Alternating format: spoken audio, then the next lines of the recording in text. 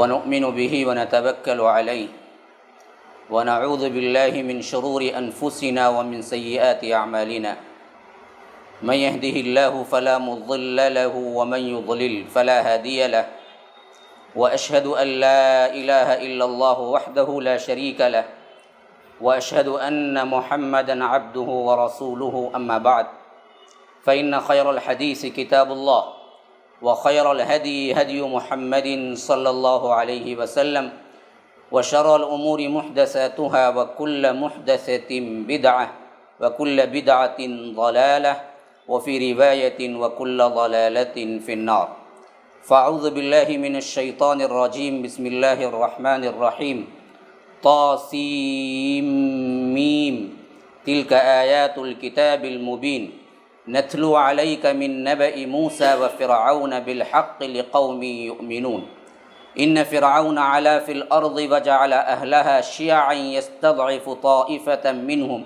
يذبح أبناءهم ويستحيي نساءهم إنه كان من المفسدين ونريد أن نمن على الذين استضعفوا في الأرض ونجعلهم أئمة ونجعلهم الوارثين ونمكن لهم في الأرض ونري فرعون وهامان وجنودهما منهم ما كانوا يحذرون وأوحينا إلى أم موسى أن أرضعيه فإذا خفت عليه فألقيه في اليم ولا تخافي ولا تحزني إنا رادوه إليك وجاعلوه من المرسلين فالتقطه آل فرعون ليكون لهم عدوا وحزنا إن فرعون وهامان وجنودهما كانوا خاطئين وقالت امرأة فرعون قرة عين لي ولك لا تقتلوه عسى أن ينفعنا أو نتخذه ولدا وهم لا يشعرون فأصبح فؤاد أم موسى فارغا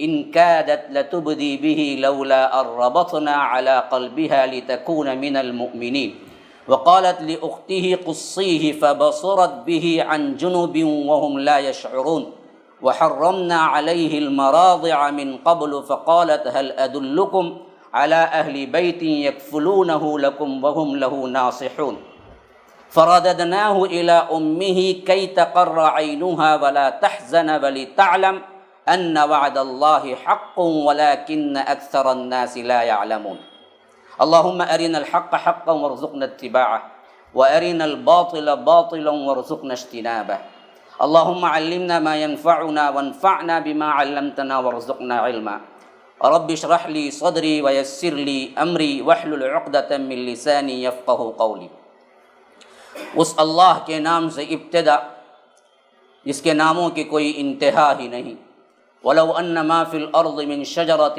اقلام والبحر يمده من بعده سبعة ابحر ما نفدت کلمات اللہ اس ذات اقدس پر کروڑوں درود و سلام ہو جو تمام جہانوں کے لیے رحمت للعالمین بن کے آئے تھے اللہم صلی علی محمد وعلی آل محمد کما صلیت علی ابراہیم وعلی آل ابراہیم انک حمید مجید وبارک علی محمد وعلی آل محمد کما بارکت علی ابراہیم وعلی آل ابراہیم انک حمید مجید۔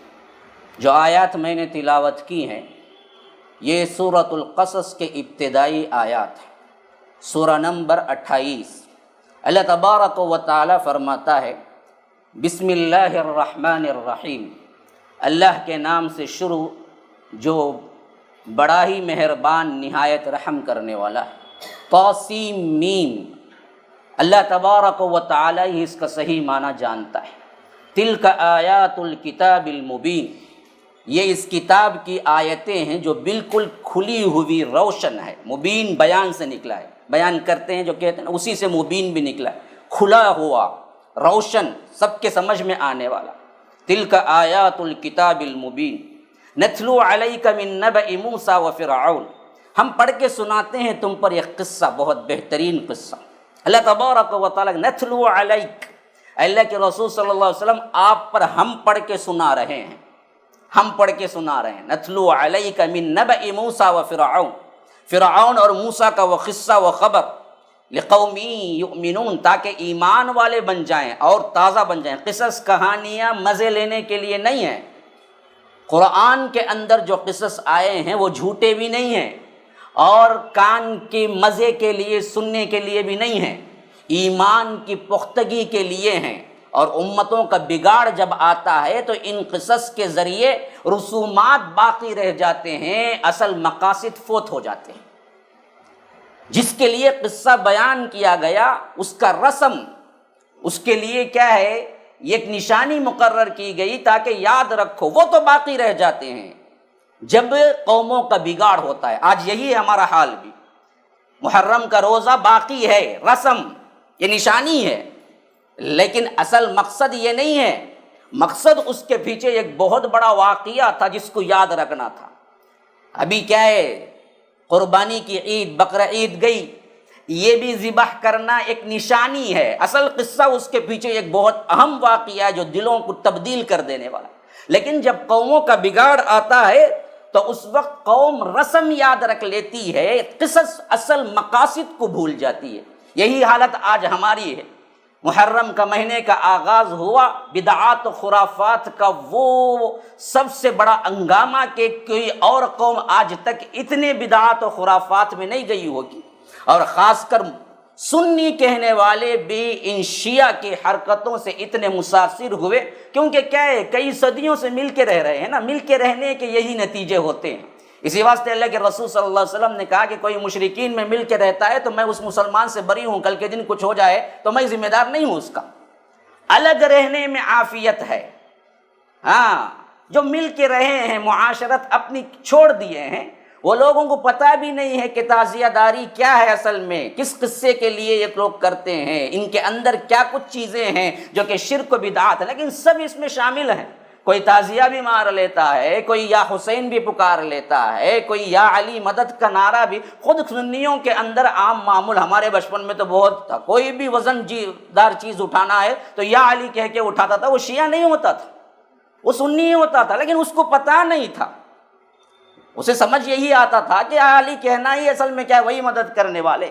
تو آج دراصل ایک محرم سے لے کر آج 8 ہے، کل 9 اور کیا ہے، عاشورہ کا دن، اتوار کے دن آ رہا ہے، تو یہ 10 دنوں کے اندر جو ہنگامہ آرائیاں ہم امت مسلمہ کے اندر پھیل چکے ہیں، یہ دراصل سب سے اہم ترین نوٹس ہے جس پر ہمیں کام کرنا ہے کہ یہ بدعات و خرافات کی ایک انتہائی قبیح ترین حرکت ہے، انتہائی قبیح، جس کا تصور بھی اسلام میں نہیں ہو سکتا، نہ اس سے جڑی ہوئی بات ہے۔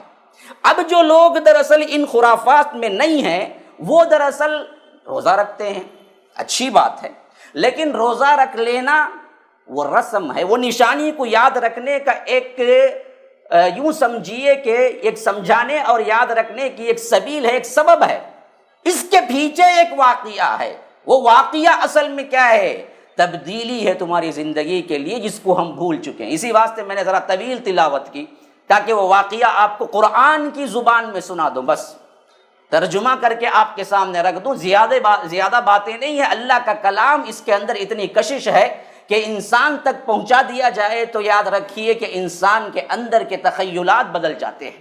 یہی تو وہ قرآن تھا نا جی، جس کو سن کر حضرت عمر جیسی شخصیت پگھل گئی، بڑے بڑے لوگ جو عرب کے تھے، بالکل اپنے آپ کو سب سے زیادہ فصیح اللسان جو کہتے تھے، ان کی زبانیں گنگ ہو گئی، ان کی زبان سے الفاظ نہیں نکلے۔ آج ہمیں قصے کہانیاں کیا ہیں، ادھر ادھر کی کتابوں سے پڑھ لیتے ہیں۔ اللہ کہتا ہے کہ نتلو علیک من نبأ موسیٰ وفرعون بالحق لقوم یؤمنون، ایمان تازہ ہو جائے تمہارا۔ کیا؟ ان فرعون علا فی الارض، فرعون تھا جو اپنی سرزمین کے اندر، بلکہ کیا ہے، دنیا کے اندر اپنے آپ کو بہت بڑا سمجھتا تھا۔ آج کا بھی ایک فرعون ہے، جہاں اشارہ کر رہا ہوں شاید آپ لوگ برابر پہنچیں گے، کیونکہ ذہین ترین سماعتوں سے خطاب کر رہا ہوں، مجھے زیادہ کھل کے بیان کرنے کی ضرورت ہے۔ آج بھی ایک منمانی کرنے والا فرعون ہے۔ یہ فرعون کیا ہے؟ اس فرعون کے 1000 حصے کیے جائیں طاقت میں، پھر بھی اس میں کا ایک حصہ بھی اسے نہیں ملا۔ یہ جھنڈے کا فرعون ہے، ووٹنگ کا فرعون ہے، وہ خاندانی وراثت میں آنے والا، اس کی نسلیں 400 سال سے، بلکہ وہ خود 400 سال سے حکومت کرتا تھا، زندگیاں بھی لمبی تھی، خاندانی اعتبار سے تھا، کوئی اپوزیشن پارٹی نہیں تھی۔ آج ہے بھی کمزور تو اتنے کیا ہیں، اس کے اللے تللے ہیں، لیکن اس وقت نام ہی نہیں ہے، جو چاہے کر سکتا تھا، نام کے لیے سپریم کورٹ سے کیا ہے رول کو پاس کر کے ہی کچھ کرنا پڑتا ہے، لیکن پاس تو کرنا پڑتا ہے۔ اس فرعون کے لیے کوئی سپریم کورٹ نہیں تھا، وہ جو کہتا تھا وہی حکم تھا۔ تو اسی لیے اللہ کہتا ہے کہ علی فرعون۔ یہ اصل بات ایک چیز یاد رکھنی چاہیے، اللہ نے جو مثالیں جن جن اعتبار سے رکھ دی ہیں نا، یاد رکھو وہ اس کے بعد نہ کبھی آئی نہ اس سے پہلے کبھی آئی تھی، اس واسطے ہی اللہ نے وہ مثالیں رکھ دی۔ فرعون جیسا طاقتور انسان نہ اس سے پہلے ہوا تھا دنیا میں، نہ اس کے بعد قیامت تک ہوگا۔ اب جتنے طاقتور ترین غرور گھمنڈی آئیں گے سب اس کی مثال لے لیں، اس کا حشر جو ہوا وہی تیرا بھی ہونے والا ہے، بلکہ کیا ہے تو اس کے پاؤں کے دھول کے برابر بھی نہیں ہے، اللہ نے اس کو غرق کر دیا، تیری کیا حیثیت ہے؟ اسی واسطے اللہ تبارک و تعالی نے ان مثالوں کو رکھ دیا قیامت تک کے لیے جس کا کوئی اور مثال نہیں ہو سکتا۔ فرعون دراصل اتنا بڑا تھا کہ اللہ کہتا ہے فرعون ذی الاوتاد، میخوں والا تھا۔ کیا مطلب میخ رکھ لے کے تھا وہ؟ نہیں، میخ جس طرح سخت ہوتی ہے، لوہا جس طرح سخت ہوتا ہے، اتنا شدید ترین طاقت رکھنے والا تھا۔ ذی الاوتاد یہاں کہتا ہے کہ علی فرعون، کہ سب پر کیا ہے اپنی حکومت چلانے والا۔ وجعل اہلہا شیعا یستضعف طائفہ، اور یہ کیسے حاصل کیا اتنا طاقت اور اتنا پاور؟ اہل ارض یا اہل بستی جہاں پر تھا، ذرا نوٹ کرو اور آج کا اللہ کی یہ عظمت، اللہ کے قرآن کی عظمت کو پہچانو۔ وجعل اہلہا شیعا، اس نے اپنے رعایا کو قبیلوں میں بانٹ دیا تھا۔ ڈیوائڈ اینڈ رول پالیسی، ٹکڑے کرو ان پر حکومت کرو، یہی پالیسی آج بھی ہو رہی ہے۔ اسی سے طاقت حاصل کر سکتا ہے کوئی بھی نامراد شخص، ناہنجار بدبخت جس کی کوئی ویلیو نہیں، طاقتور بن سکتا ہے تو ہمیشہ ایک ہی دشمن کا حربہ رہا ہے کہ ان کو ٹکڑوں میں بانٹو۔ انگریز جب حکومت کیا تو کس پالیسی کے تحت ہم پر حکومت کیا؟ Divide and rule policy. آج یہ جی جو ہے نا، چائے والے جی، وہ حکومت کر رہے ہیں تو کس پہ کر رہے ہیں؟ وہی ڈیوائڈ اینڈ رول پالیسی، ٹکڑے کرو ہی نہیں، ٹکڑے۔ NRP جو آیا تھا وہ کیا تھا؟ وہی ٹکڑے ہے نا جی۔ اللہ نے ایک دوسرا کیا ہے ایسا معاملہ لا کے کھڑا رکھا کہ ان کے ذہنوں سے نکل گئے، لیکن یہ نہیں کہ بلا ٹل گئی، نہیں، مت سوچو بلا ٹل گئی، ابھی بھی سر پہ منڈلا رہی ہے۔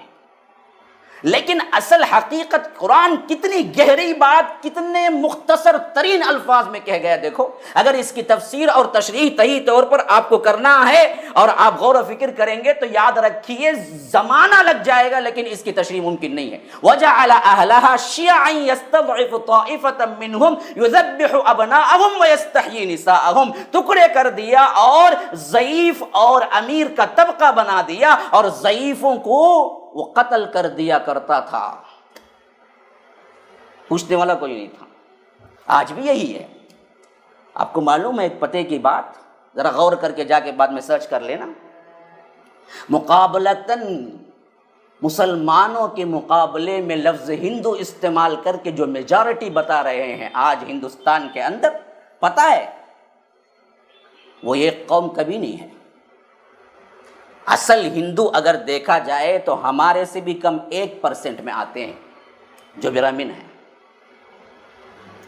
جتنے ذات پات ہیں دوسرے مسلمانوں کو چھوڑ کر، عیسائیوں کو چھوڑ کر، یہ سب سے بڑی ٹریجڈی ہے کہ گاندھی نے بھی اس میں سپورٹ کیا تھا، مل کر یہ چیز لائی گئی کہ جتنے بھی ہیں مسلم اور عیسائیوں کو چھوڑ کر ان سب کو یہ قوم بناؤ اور ان کو ہندو بنا کے میجارٹی پر۔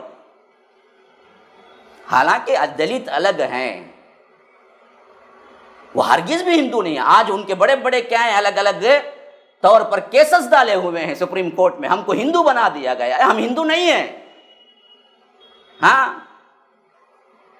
ہم بالکل الگ قوم تھے۔ ہمارے اوپر دراصل کیا کیا گیا؟ ظلم زبردستی کر کے بنا دیا گیا۔ آج ہم کو شعور آ رہا ہے۔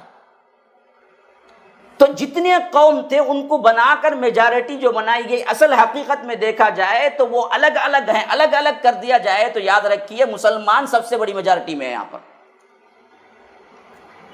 یہ چیزیں شاید اتنا جلد سمجھ نہیں آئیں گی، تھوڑا سا غور و فکر کرنا پڑے گا، لیکن یاد رکھیے سب سے اہم ترین چیز جب بھی پاور حاصل کیا گیا اس میں یہ ڈیوائڈ اینڈ رول پالیسی تھی، اور حیف ہے ہمارے اوپر آج تک بھی ہم ٹکڑوں میں بٹنے کی تو باتیں کرتے ہیں، کبھی جمع ہونے کی بات نہیں کرتے۔ ایک امت ہو جائیں، یہ فرقہ واریت چھوڑ دیں، سب مل جل کے رہیں، اس طور پر کوئی نہیں بات کرتا، اس کے لیے کوئی تیار نہیں کرتا۔ آج بھی ہم ایک بن جائیں نا تو یاد رکھیے پھر ہمارے سے ٹکر لینے والا کوئی نہیں ہوگا۔ ایک ہی سب کا نبی، دین بھی، ایمان بھی ایک، حرم پاک بھی، اللہ بھی، قرآن بھی ایک، کچھ بڑی بات تھی ہوتے جو مسلمان بھی ایک، لیکن مسلمان ایک نہیں بنے، وہاں سے فساد شروع ہوا۔ یہ جو ڈیوائڈ کر کے گیا تھا وہ ڈیوائڈ اب تک ہم قبول کیے ہوئے ہیں۔ اس میں سب سے بڑا کیا ہے؟ حربہ جو استعمال کیا وہ انگریز تھا، اس نے کیا، چار مذاہب پر گئے، لڑ کر مرنے والے کافی نہیں ہیں بول کے ایک نیا ایجاد کیا، وہ تھا قادیانیت، تاکہ اب 5 میں بٹیں، پھر اس کے بعد اور بھی بہت سے آ گئے۔ تو یہ ڈیوائڈ کر کے دراصل کیا کیا اس نے؟ علل اعلان قتل غارت گری شروع کیا، اور لڑکوں کو، مرد کو قتل کر دیتا تھا، لڑکیوں کو چھوڑ دیتا تھا۔ يستضعف طائفة منهم يذبح أبناءهم ويستحيي نساءهم إنه كان من المفسدين۔ تھا یہ مفسد۔ اب اللہ نے کیا چاہا ایسے ضعیف قوم سے، جس قوم کا پرسان حال کوئی نہیں تھا، کوئی اصول ہی نہیں تھا، جب چاہے جس کو چاہے پکڑ کے قتل کر دو، خواہ وہ چھوٹا بھی ہو، بچہ بھی ہو، اور لڑکیوں کو زندہ رکھ دو۔ اس حد تک گرا ہوا، اس حد تک گری ہوئی کوئی قوم میں سمجھتا ہوں دنیا میں اس کے بعد کبھی نہیں پیدا ہوگی، نہ اس سے پہلے پیدا ہوئی تھی۔ ہم بہت مجبور ہیں، لیکن اس سے تو بہتر ہے نا جی کہ مارتے ہیں تو کچھ نہ کچھ تو ریزن رکھ کے مارتے ہیں نا جی، فسادات بھی کرتے ہیں تو اس کے لیے ریزن ان کو پیش کرنا پڑتا ہے نا۔ ابھی تو اتنا دمخم ہے، لیکن یہ قوم پر فرعون کس طرح تسلط رکھتا تھا ذرا دیکھو، جسے چاہے جب چاہے اٹھا لے، قتل کر دے، اور پوچھنے والا کوئی، شیرخوار بچے کو قتل کر دے، پیدا ہوتے بچے کو قتل کر دے، پوچھنے والا کوئی نہیں۔ اتنی ذلیل ہونے والی قوم، کیونکہ اس کی مثال قرآن نے رکھ دی ہے، تو اس واسطے کہہ رہا ہوں، نہ اس کے بعد کبھی اتنی ذلیل قوم آئے گی، نہ اس سے پہلے کبھی آئی تھی۔ لیکن اللہ اس بہت ہی ضعیف ترین جو قوم ہو چکی تھی، ان کو کیا کرنا چاہتا تھا؟ وَنُرِيدُ أَن نَّمُنَّ عَلَى الَّذِينَ اسْتُضْعِفُوا فِي الْأَرْضِ، ہم چاہتے تھے، اللہ کہتا ہے وَنُرِيدُ أَن نَّمُنَّ عَلَى الَّذِينَ اسْتُضْعِفُوا فِي الْأَرْضِ، جو زمین میں ضعیف بنا کر رکھ دیے گئے تھے، ہم چاہتے تھے کہ ہم ان کو اٹھائیں، ان پر احسان کریں۔ ہاں، کیسے احسان کریں؟ وَنَجْعَلَهُمْ أَئِمَّةً وَنَجْعَلَهُمُ الْوَارِثِينَ، اسی ضعیف ترین قوم کے اندر امام پیدا کریں اور انہیں کو زمین کا وارث بنائے، بادشاہت دے۔ یہ ہمارا فیصلہ تھا۔ فرعون چاہتا تھا کہ ان کو نیست و نابود مٹا کے رکھ دے، رب چاہتا تھا کہ ان کو اٹھائیں، امام بنائیں، اور ان سے بادشاہت پیدا کریں، اور زمین پہ یہی کیا ہے؟ وارث بنے۔ اب بتاؤ ذرا، جب اللہ جس کو چاہا وہ ہوگا، یا کوئی اور مخلوق چاہی وہ ہوگا؟ اللہ کا ہوگا نا جی۔ تو اللہ نے فیصلہ کر دیا تھا اس ضعیف قوم کو ہمیں اٹھانا ہے، امام بنانا ہے، اور انہی کو زمین دینی ہے۔ وَنَجْعَلَهُمُ الْوَارِثِينَ وَنُمَكِّنَ لَهُمْ فِي الْأَرْضِ وَنُرِيَ فِرْعَوْنَ وَهَامَانَ وَجُنُودَهُمَا مِنْهُمْ مَا كَانُوا يَحْذَرُونَ، اور انہیں تمکین دے، انہیں بادشاہت دے، انہیں زمین میں بہترین زندگی بسر کرنے کے وسائل دے، اور اس کے ساتھ ساتھ وہ فرعون اور حامان اور اس کے جو لشکر ہیں ان کو وہ بتا کر رہے جس سے وہ ڈرتے تھے۔ کیا ڈرتے تھے؟ کہیں یہ غالب نہ آ جائیں بنی اسرائیل، جیسے آج ڈر رہا ہے مسلمان۔ آپ کو معلوم ہے نا، جب ایک بہت بڑا ہنگامہ کھڑا کر کے مسلم کے علاقوں میں، محلوں میں جو آ کر قتل غارت گری ہوتی ہے، اس کے پیچھے ایک عام تناظر کیا ہے پتہ ہے؟ عام طور پر دشمنان اسلام کی نظر میں ہمارے ہاں اولاد زیادہ ہوتی ہے۔ ہاں، V2 hours 2 بولا، پھر اس کے بعد ایک کا آیا، پھر اس کے بعد بولا میں بچے، ہمیں بچے، ہم نہ گئی کو بچے بولا، سب بولا، لیکن مسلمان مانتا نہیں۔ اس کی نوکری 10,000 روپے رہی، تبھی اسے 5 بچے ہوئے تو خوشی چیز، انہیں روکتا نہیں۔ ہاں یہ جو ہے نا یہ اللہ نے خود دیا ہے، تو ہماری نسل خود بخود بڑھ رہی ہے۔ تو امیجن کرے اگر 2020 میں یہ لوگ اتنے کی میجارٹی میں ہیں، ان کو ایسے ہی چھوڑ دیا جائے، یہی شادیاں اور یہی اولاد ہو، تو 2050 میں میجارٹی ان کی زیادہ ہو جائے گی۔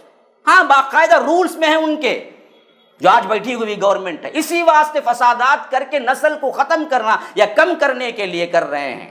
اور ایک اشارہ دے رہا ہوں، یہ کرونا وائرس بھی گویا کہ دنیا کی آبادی کو کم کرنے کے لیے کوئی گیم کھیل رہا ہے۔ یہ اور بات ہے کہ کیا ہے، ہم کھل کے کہہ بھی نہیں سکتے، دبا کے رکھ بھی نہیں سکتے، صاف چھپتے بھی نہیں، سامنے آتے بھی نہیں، یہ حال میں ہم کھڑے ہوئے ہیں، کیا کریں گے؟ عجیب مرحلہ ہے ہمارا۔ لیکن یاد رکھ لیجئے یہ بھی ایک بہت بڑا گیم ہے، انٹرنیشنل ہے، یہ نیشنل ہے۔ میجارٹی کو کم کرنا، ڈر یہ ہے کہ اگر یہ لوگ ہو جائیں گے تو پھر تو کیا ہے، جو کچھ بھی ان کی حکومتیں چلی جائیں گی۔ یہی حال تھا اس وقت خوف کھانے کا فرعون بنی اسرائیل سے، کہ ان کے اپنے لوگ ہوتے ہوئے بھی حکومت میں وہ کم تھے، یہ 6 لاکھ کے قریب تھے اس وقت بھی۔ اگر یہی حالت رہے گی تو ان کو معلوم تھا کہ ہمارے برابر یا ہمارے سے بڑھ جائیں گے، تو بچوں ہی کو قتل کر دو، 1 سال بچوں کو قتل کرو، جو بھی پیدا ہوتا قتل کرو، صرف 1 سال چھوڑو۔ اسی واسطے آپ کو معلوم ہوگا اللہ نے حضرت موسیٰ علیہ السلام پیدا ہوئے تو حکمت سکھائی کہ کیسے بچانا ہے، دریا میں پھینک کے اپنے بچے کو۔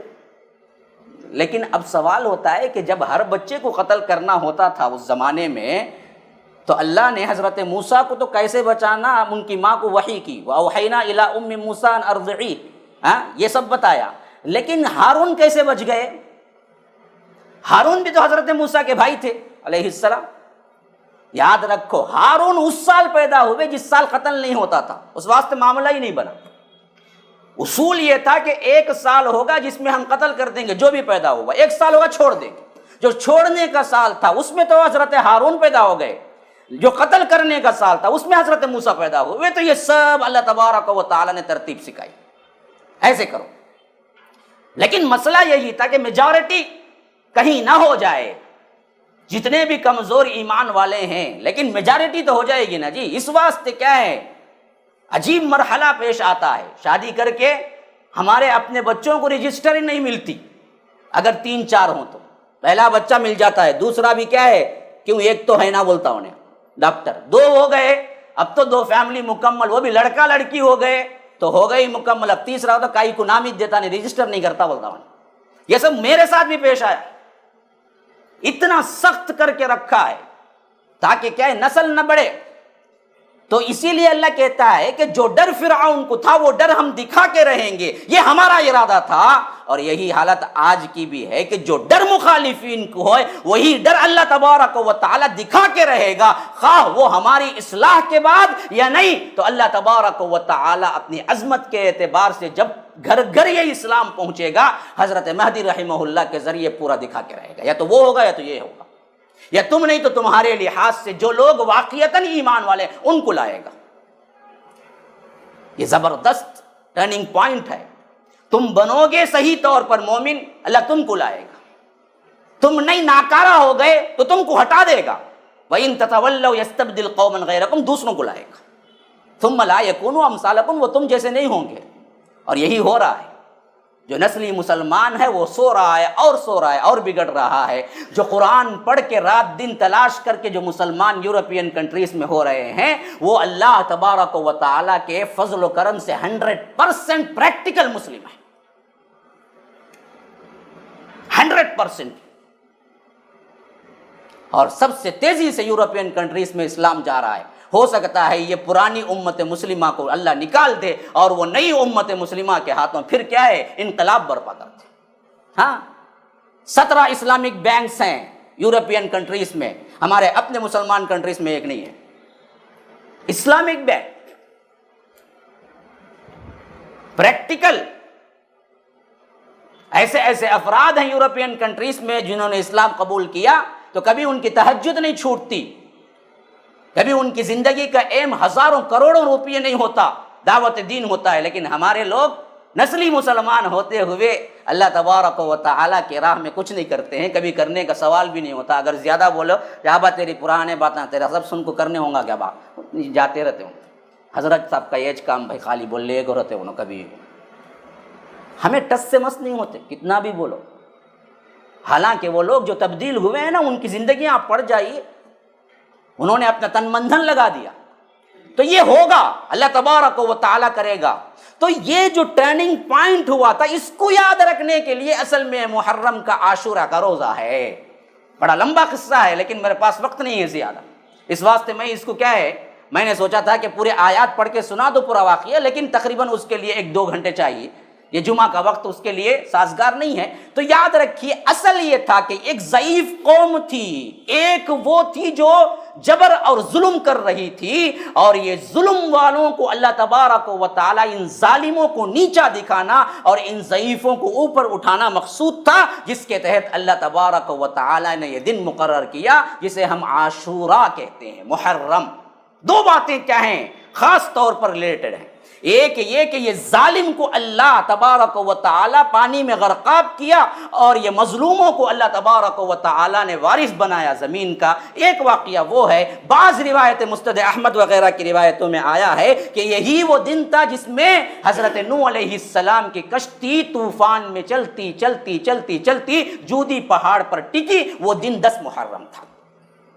یہ 2 واقعات 10 محرم سے ریلیٹڈ ہیں، جس کے شکرانے کے طور پر یہاں پر روزہ رکھتے ہیں۔ تو یہ گویا کہ ایک یاد دلانا ہے کہ مسلمانوں غم نہ کرو، پست ہمت نہ ہو جاؤ، تم ہی غالب رہو گے۔ ولا تہنوا ولا تحزنوا وانتم الاعلون ان کنتم مؤمنین، اگر تم مومن ہو۔ اصل میں کتنا بڑا فرعون کیوں نہ آ جائے، ڈرو مت، نہ اس کے سامنے سرنگو ہو، نہ اس کے لیے سر جھکاؤ، کھڑے رہو۔ جیسے خود فرعون کی بیوی کو اللہ نے مثال قرار دیا، فرعون کی بیوی، لیکن عورت ذات ٹس سے مس نہ ہوئی، نہ فرعون کو رب مانا، نہ فرعون کے احکامات کو مانا، حتیٰ کہ فرعون نے انہیں صلیب پہ چڑھا کے میخوں سے چن دیا، حضرت آسیہ کو، ہے نا۔ قرآن کے اندر اللہ نے مثال بتایا نا، امرأۃ فرعون، اس وقت بھی روح نکلتے وقت بھی انہوں نے مانگا تو کیا مانگا، اذ قالت رب ابن لی عندک بیتا فی الجنہ، اے اللہ یہ سب نہیں چاہیے مجھے، فرعون کا محل نہیں چاہیے، سونا نہیں چاہیے، ہیرے نہیں چاہیے، جواہرات نہیں چاہیے، حکم نہیں چاہیے، عہدہ نہیں چاہیے، فرعون کی بیوی ہونے کا اعزاز نہیں چاہیے، مجھے چاہیے تو کیا ہے، رب ابن لی عندک بیتا فی الجنہ، مجھے جنت میں ایک گھر چاہیے، ونجنی من فرعون وعملہ، فرعون اور اس کے عمل سے مجھے نجات دے دے، یہی اچھا ہے کہ میں تیرے پاس آنا چاہتی ہوں، وَنَجِّنِي مِنَ الْقَوْمِ الظَّالِمِينَ، یہ ظالم قوم سے میں نجات پاتی۔ تو وہ دراصل زندہ میخوں سے گاڑ دیا انہیں، زندہ سہ گئی، وہ قیامت تک کے لیے اللہ نے نمونہ رکھ دیا۔ اسی طرح لونڈی ایک تھی، دوسری روایتوں میں آیا ہے، فرعون کی بیوی کی خدمت گزار یا فرعون کے ڈائریکٹ خدمت گزاروں میں ایک بچی، ایک عورت، جس سے معلوم ہوا کہ وہ بھی حضرت موسیٰ پر ایمان لائی ہیں، تو اس نے بلا کے کہا کہ مجھے کیا جانتی ہو، مجھے کیا مانتی ہو؟ کہا کہ تم تو کیا رب نہیں ہو۔ کہا کہ کس کو رب مانتی؟ اس اللہ کو جو سب کو پیدا کیا۔ کہا کہ تیل گرم کرو، ہانڈی چڑھائی، تیل گرم کر دیا، تیل گرم کر دیا، کھولتا ہوا تیل تھا۔ تو اب پوچھا اگر کھولتا ہوا تیل میں جانا ہے تو پھر رب کو مانو، مجھے مانتی ہو تو میں چھوڑ دیتا ہوں، نہیں تو یہ ہانڈی میں پھینک دیتا ہوں۔ دودھ پیتا بچہ ساتھ میں تھا، دودھ پیتا بچہ، ماں تھرا کے رہ گئی، میں جاؤں لیکن اس بچے کا کیا قصور ہے؟ اس واسطے تھوڑا سا کیا ہے، دل کے اندر تحریک پیدا ہوئی، ایمان تھوڑا سا کیا ہے، ڈھل مل ہوا، کمزور ہوا، بچہ بول پڑا۔ بچہ نے کہا ماں ڈرو مت، شیر خار بچے، ماں کے گود میں بات کرنے والے 4 بچے ہیں، ایک حضرت عیسیٰ، ان میں سے ایک بچہ یہ بھی ہے، ہاں یہ بچہ ہے وہ جو ماں کے گود میں بات کیا۔ اس نے کہا کہ ماں ڈرو مت، ایمان پر سب قربان، چلے جاؤ چلے جاؤ۔ تو اس نے کہا کہ اچھی بات، اور پختہ ہو گیا ایمان۔ کہا کہ فرعون سے ہانڈی میں ڈال، کچھ بھی کر لے، کہا کہ بچے کے ساتھ ڈالوں گا، کہا کہ ڈال، کوئی مسئلہ نہیں، ایک ریکویسٹ ہے صرف۔ اس نے کہا یہ کیا ہے؟ کہا کہ جب میں ہنڈی میں ڈالو گی، ڈالنے کے بعد میرے جلد سب کیا ہیں چڑک جائیں گے اور صرف ہڈیاں باقی رہ جائیں گے، تو ان ہڈیوں کو میرے بچے اور میرے دونوں ملا کے ایک ہی جگہ دفن کرنا، الگ نہ دفن کرنا۔ فرعون نے کہا کہ اوکے، صرف اتنی درخواست ہے نا، کر دیتا ہوں میں۔ پھر اس کے بعد اس نے ہانڈی میں ڈالا، بالکل کیا ہے الگ الگ چٹک کے گوشت الگ ہو گیا اور جل کے راکھ ہو گیا اور ہڈیاں باقی رہ گئی، تو ان دونوں ہڈیوں کو ملا کے کیا ہے ایک جگہ دفن کر دیا۔ پھر اس کے بعد تقریباً 1500 سال گزر گئے اور اللہ کے رسول معراج جاتے ہوئے وہ مصر کا مقام آیا جہاں وہ ہڈیاں دفن تھی، تو جنت کی خوشبو آ رہی تھی۔ اللہ کے رسول نے پوچھا یہاں جنت کی خوشبو کیوں؟ تو کہا کہ یہاں وہ لونڈی کی ہڈیاں دفن ہیں، جس دن دفن ہے اس دن سے لے کر آج تک جنت کی خوشبو آ رہی ہے۔ یہ ایمان ہے۔ کہاں فرعون، کہاں ایک صنف نازک عورت۔ آج ہم اچھے ہٹھے کٹے کیا ہیں، ارے یہ سب کرے تو کیا ہوں گا بھائی، ڈر کے مارے تھر تھر کانپ رہے ہیں۔ ہاں بس دنیا کی حرص و طمع، یہ ایک انقلابی دن ہے، وہ دن کو یاد رکھو۔ اصل میں ضعیف ضرور ابھرے گا، اگر تم کو ایمان ہے تو اللہ ضرور لائے گا۔ پھر اس کی عظمت کے طور پر یہ دن کو اللہ تبارک و تعالیٰ نے یاد رکھنے کا حکم دیا۔ حضرت حسین کے کربلا سے کوئی تعلق نہیں ہے، اس دن کا کوئی تعلق نہیں ہے، کوئی تعلق نہیں ہے، کیونکہ یہ جو ہوا تھا شریعت کے نازل ہو کے اللہ کے رسول کے وفات کے 50 سال 51 سال بعد ہوا تھا۔ یاد رکھو 60 ہجری میں ہوا تھا، تب شریعت مکمل ہو کے 50 سال ہو چکا تھا، تو وہ کیسے ہاں ہوا 10 محرم کو، لیکن اس سے تعلق کوئی نہیں ہے، نہ روزے کا نہ عبادت کا۔ اللہ کے رسول صلی اللہ علیہ وسلم نے جب مدینہ گئے تھے تو دیکھا کہ یہود روزہ رکھ رہے ہیں، پوچھا کیوں رکھتے ہیں 10 محرم کو روزہ؟ حضرت ابن عباس کی روایت بخاری کے اندر ہے کہ فرمایا کہ اس دن اللہ نے موسیٰ کو فرعون سے نجات دی، کہا کہ ہم زیادہ بہتر حق رکھتے ہیں کہ ہم بھی روزہ رکھیں، تو ہم کو حکم دی تم بھی روزہ رکھو۔ پھر اس کے بعد آخری زمانہ تھا جس میں صحابہ نے کہا کہ اللہ کے رسول وہ بھی روزہ رکھتے ہیں ہم بھی، تو کیا ہے مشابہت ہوتی ہے۔ تو اللہ کے رسول صلی اللہ علیہ وسلم نے فرمایا کہ اگر میں اگلے سال رہوں گا تو 9 کا بھی رکھوں گا۔ عبادت میں بھی مشابہت نہیں چاہتے تھے۔ آج ہم لباس میں، کھانے میں، پینے میں، چلنے میں، اٹھنے میں، بیٹھنے میں، سب میں ان کا اسٹائل اپناتے ہیں اور خوش ہوتے ہیں، جبکہ اللہ کے رسول عبادت میں بھی نہیں چاہا۔ تو اسی واسطے علماء کے 3 قول ہیں میرے بھائیوں روزہ رکھنے کے سلسلے میں۔ ایک وہ ہے جس میں سب سے صحیح تر قول ہے کہ انسان 9 اور 10 کا روزہ رکھے۔ 10 مقصود ہے اور مخالفت للیہود، اس واسطے کہ یہود کی مخالفت ہو 9 رکھنا ہے۔ کسی کا 9 بھول کے چھوٹ گیا، نہیں رکھ سکا، تو علماء کہتے ہیں خالی 10 کا رکھ لے سکتا ہے، کوئی مسئلہ نہیں۔ ایک قول خالی 10 کا بھی ہے، اور کوئی نہیں رکھا اور 10 کے بعد رکھنا چاہتا ہے تو وہ 10-11 رکھنا ہے۔ وسعت ہے، اس مسئلے میں جھگڑنے کی ضرورت نہیں ہے، 10-11 نہیں ہے، 10-11 علماء کے قول کے مطابق صحیح ہے، لیکن سب سے صحیح ترین قول 9 اور 10 ہے۔ اس کا اجر کیا پوچھا گیا تو اللہ کے رسول صلی اللہ علیہ وسلم نے فرمایا کہ مجھے امید ہے کہ اللہ 1 سال کے پچھلے سال کے گناہ معاف کر دے گا۔ اسی واسطے یہ بات بہت محدثین کے نزدیک مشہور ہے کہ وہ ایک روزہ جو عرفے کا ہے اس کو اللہ نے فرمایا اپنے حبیب کے ذریعے، اللہ کے رسول نے کہا کہ مجھے امید ہے 2 سال کے گناہ اللہ معاف کر دے گا، پچھلے اور اگلے۔ کون سا؟ عرفے کا۔ لیکن عاشورہ کا جو روزہ ہے اس میں فرمایا کہ اللہ پچھلے 1 سال کے گناہ معاف کر دے گا، اور اس میں محدثین اور دوسرے علماء مفسرین کہتے ہیں کہ یہاں 1 سال کے گناہ معاف ہونے سے مراد چھوٹے گناہ ہیں، بڑے نہیں۔ بڑے گناہ کے لیے توبہ لازمی ہے، جو بھی معاف کر دے گا، جہاں پر بھی ایسے آیا ہے وہ تمام چھوٹے گناہ ہیں، بڑے گناہوں کے لیے توبہ کرنا ہے۔ ہاں تو اب کوئی یہ بھی پوچھ سکتا ہے کہ جب عرفے کا رکھ لیا پہلے ہی، پچھلے کے اور اگلے کے گناہ اس کے معاف ہو گئے، تو پھر یہ کیا کرے گا؟ عاشورہ کا رکھ کے ہیں ہی گناہ نہیں تو کیسے معاف ہوں گا؟ یاد رکھیے یہ فلسفے نہیں بھکارنا، جہاں تک ہو سکے عبادات میں آگے جانا، کیونکہ تمہارا لمحہ لمحہ اصل گناہوں میں ہے۔ گناہ نہیں کبھی ہوا ہی نہیں، ہوتا ہی ہے۔ اور اس کے علاوہ اللہ تبارک و تعالی اگر اس میں وہاں گناہ نہیں تو پھر اجر بھی تو ہے، ثواب کے ضمن میں آئے گا۔ تو جہاں تک ہو سکے جن کو اللہ نے وسعت دیے 2 روزے رکھو، 9 اور 10 کا، چھوٹ گیا بھول گئے 10 11 کا رکھ لو، اور اس کا اجر 1 سال کے گناہ معاف ہونے کا ہے۔ لیکن روزہ ایک رسم، ایک یاد دلانا ہے۔ اصل واقعہ یہ ہے کہ اللہ تبارک و تعالی کمزوروں کے ساتھ ہے، ظالموں کے ساتھ نہیں۔ خواہ تمہیں دکھتا ایسے ہو کہ ظالم بہت طاقتور ہے، لیکن پھر بھی اللہ کا ساتھ اس کے ساتھ نہیں، اللہ مظلوموں کے ساتھ ہے۔